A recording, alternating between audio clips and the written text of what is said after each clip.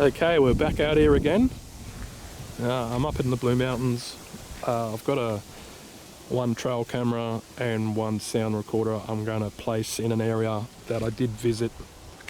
It's got to be 5 or 6 years ago I come up here. I haven't been back since.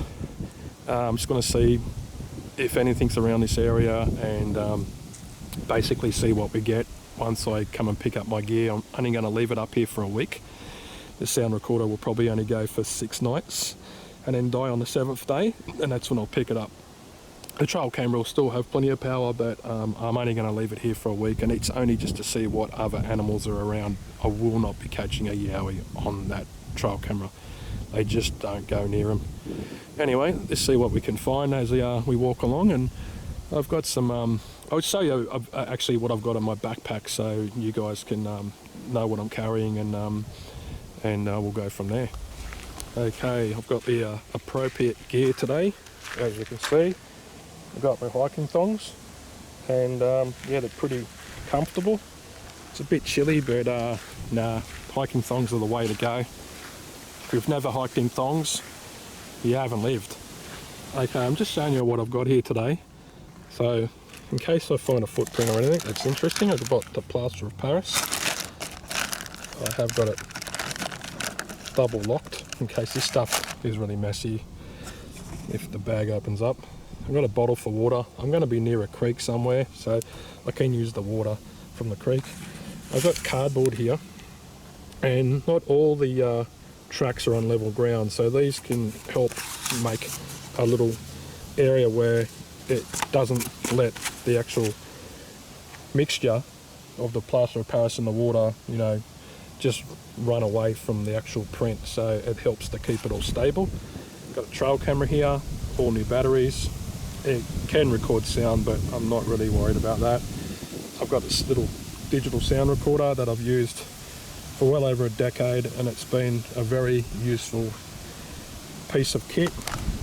A little 3-meter tape measure in case I find something. It's light, and you could measure the footprints or whatever you've found instead of using a lighter. Like, you need something to show exactly how long or wide this print is, and that's a light piece of kit that's not going to weigh you down. A 3-meter tape measure costs you a couple of bucks at Bunnings. Some gloves, light gloves in case I've got to put my hands in an area I'm not sure of. And this here is where I put my sound recorder. I'll just put it in the middle of it and just probably put it up a bit high off the ground, and so if it rains it doesn't get wet, and it still picks up any kind of sounds made in the bush. It doesn't hinder it at all. And yeah, so basically that's all I got. And I got snake gaiters, and they should protect me from any snakes that come along. They're pretty heavy. And yeah, I'm just going to put socks on with my thongs, so socks and thongs and gaiters, I should be all good. So that's basically what I got in my pack today. It's not going to be a huge hike, it's just going to be to an area. It'll probably take me about an hour to get there, and it's pretty flat ground, it's not hard at all. And one thing you have to remember when you come out to national parks, there's always going to be a gate where you park your car. Don't park your car in front of the gate, because you never know when the national parks need to use that gate for any kind of emergency, or they just want to drive in. So never park in front of the gate, always park side of it, or give it, you know, at least 10 or 20 meters away, park your car. So just one thing to remember while, you know, you're out, because I have seen on occasions when I've come out, people have parked their car right in front of the gate, and you know, I've never seen a national parks person there fining them, but I wouldn't want to be the person parked in front of the gate and you know, someone gets seriously injured and they can't get in there because your car's parked there, so you will cop a big fine. As you can see, the weather is cloudy. It was a bit cool earlier, but it's actually warmed up, so just keep an eye out for the snakes, because, you know, they be a bit hungry after they've been in hibernation, and they may be aggressive as well. So just cruising out today. I've just left a managerial position of a warehouse. It was quite stressful in the end, so that's why I left. So I'm going to be making a few videos, so if you see a few videos pop up on my channel, that's the reason why. I'm currently just having a bit of time off, and getting out in the bush like this does take a lot of stress away, and I'm really relaxed being out here, and this is what I enjoy to do. You know, even if I don't come out and find any evidence of yowies, just getting out in the bush is I don't know, everyone's got their things that they like to do and makes them calm and relaxed and happy, and this is what makes me happy. Even if they're tough trails, and you know, like Perry's Look Down, and you go, you know, up and down it, and it's crazy, and your legs and arms and your whole body's aching, and you know, that's just the things that I like to do. And maybe not now, I'm a bit older, I'm 49 this year, and but 10 years ago, yeah, it was a lot easier to do than now. But yeah, that's the reason why I'm out here today during the week, because yeah, just get away from a stressful job, and let's just enjoy the bush. Okay, anyone that's not from Australia, this is called a scribbly gum. As you can see, looks like someone's got a texter or a pen or something and just scribbled all over it, so that's why it's called a scribbly gum.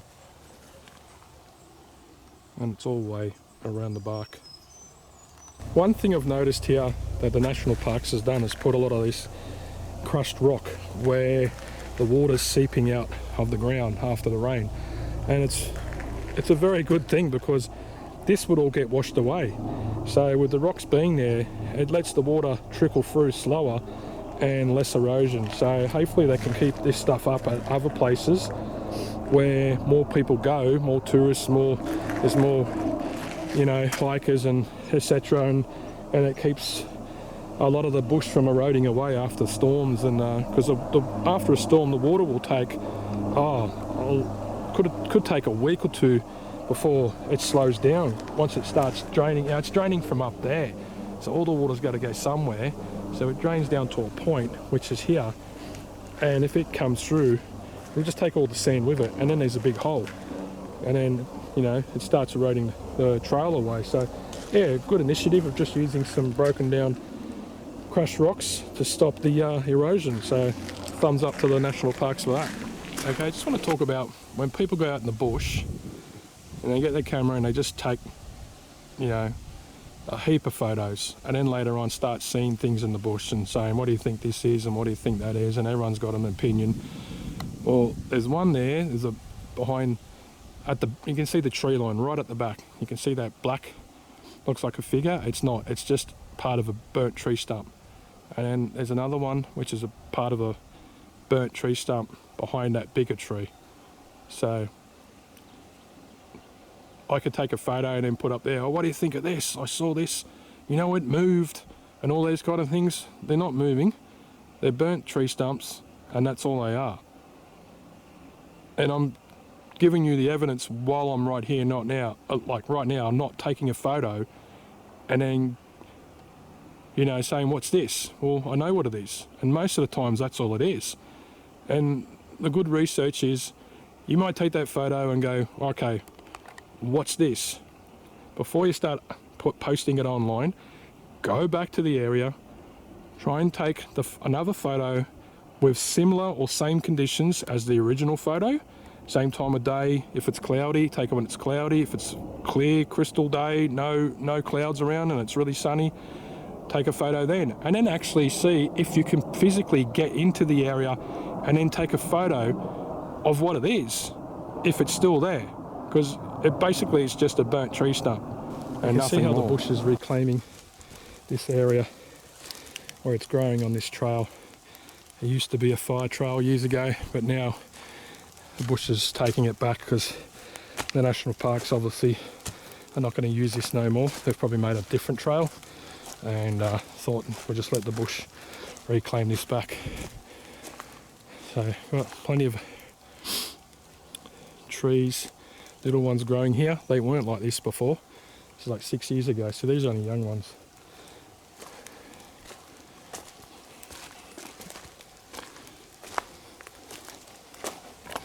It's funny how this one's been stripped.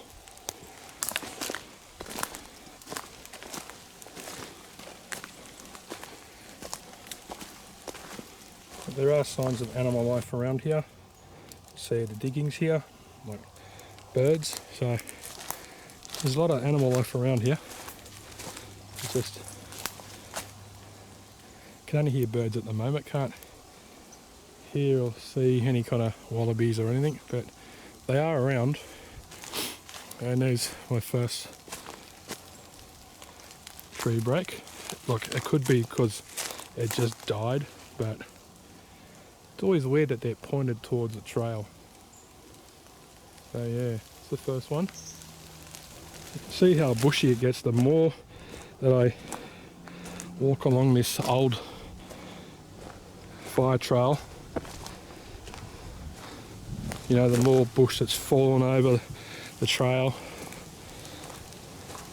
So if they wanted to keep this fire trail in use, it wouldn't be like this. So I think it's been nearly a decade now since they've stopped using it. They must have built another one.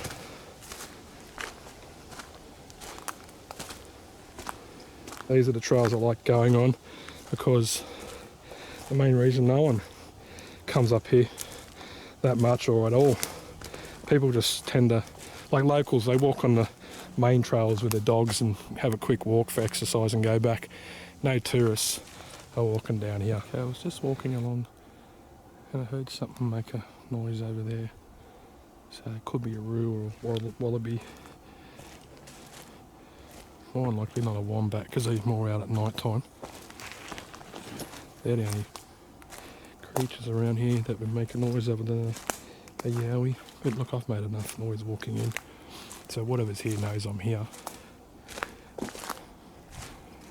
But it was around here. It wasn't much of a noise. I've just got my my hiking poles. They do help. If you do come across snakes and stuff like that. They're light and they're easy to carry. Whatever it is, it's probably just camouflage itself in the bush. So there's big trees falling over here. Unless you go in there and check it all the time, you're not going to find it. I don't think it was anything that fell off a tree. Didn't sound like that.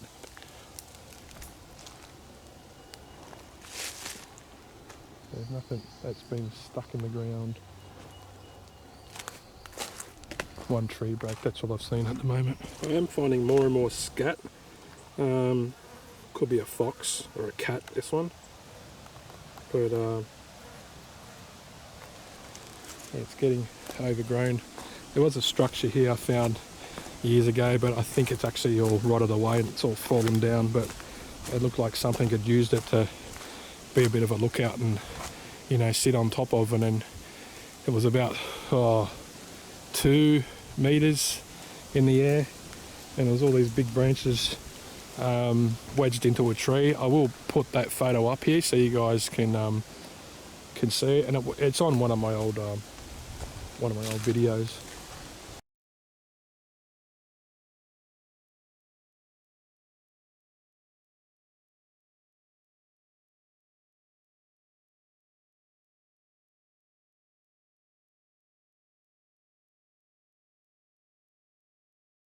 There's more scat.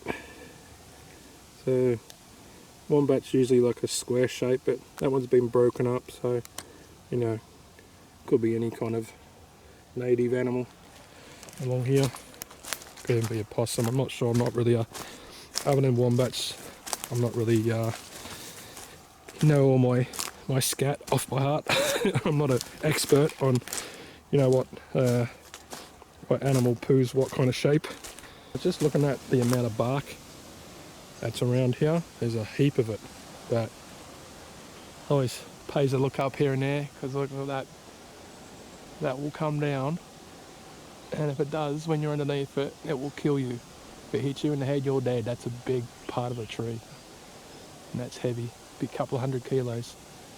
So just watch out when you're out in the bush, that, you know, look up at times to, especially when trees looking a bit dodgy like this one, because that looks like it's all rotted and it could fall over.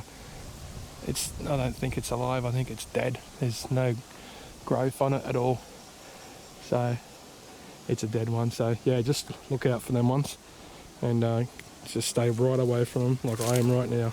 There he is.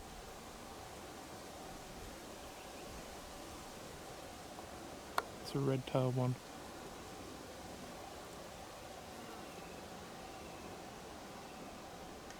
So it's good to see the black cockatoos out here. Just chilling on a tree.